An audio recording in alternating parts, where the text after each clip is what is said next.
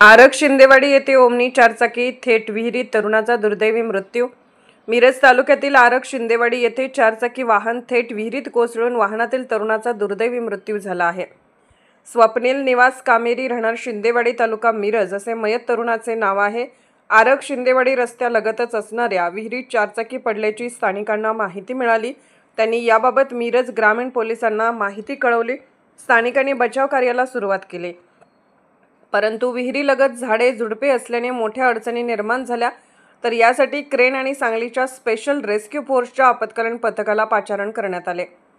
सुरुवातीला क्रेनच्या सहाय्याने विहिरीत पडलेले ओमनी चारचाकी वाहन बाहेर काढण्यात आले, परंतु त्यामध्ये चालक नव्हता। तर स्पेशल रेस्क्यू फोर्सच्या जवानांनी पुन्हा परत विहिरीत उतरून मयत स्वप्नील कामेरी याचा मृतदेह बाहेर काढला।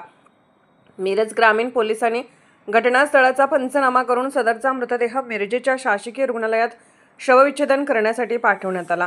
सदरची कारवाई स्पेशल रेस्क्यू फोर्सचे कैलास वडर, महेश गव्हाणे, सागर जाधव, आसिफ मकानदार, आकाश कोलप, सदाशिव पेडेकर यांनी केली आहे। सदर घटनेबाबत मिरज ग्रामीण पोलीस अधिक तपास करत आहेत।